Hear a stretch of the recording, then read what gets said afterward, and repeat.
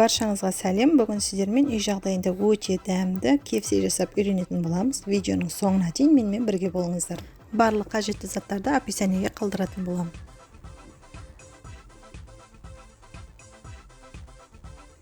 Алдымен бізге осындай тауық қанаттары керек. Тауық қанаттарының ұшын видеодағыдай кесіп алып тастайтын боламыз. Себебі қуырған кезде қарайып кетеді, сол үшін қажет емес. Барлық қанаттарды осылай екі бөлікке бөліп шығамыз.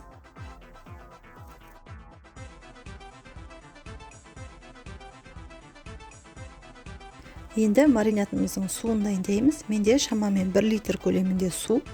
Осылай 4 тал чеснокты үккіштен өткізіп қосамыз. Дәміне қарай 1-1,5 қасық тұз саламыз. 2 ас қасық паприка және қалауыңызша острый перец қосуыңызға болады.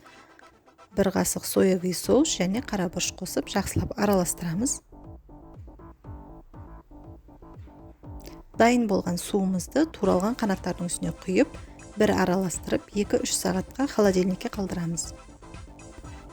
Енді қанаттарымыздың бәрін судан жақсылап сүзіп аламыз.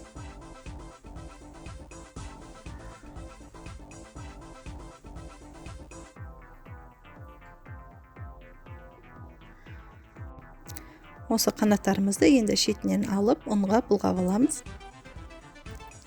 Және бойындағы ұнын жақсылап сілкіп жібереміз. Жұмыртқаға араластырып, панировочный сухариге бір бұлғап аламыз.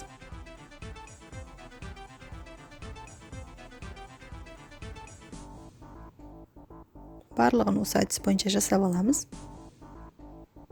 Енді қызып тұрған майымызға жай отта пісіретін боламыз.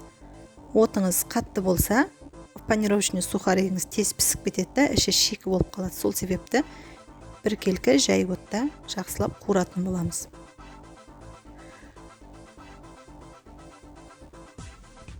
Піскен тауық қанаттарын осылай салфетка төселген ыдысқа түсіріп аламыз, майы сіңу үшін.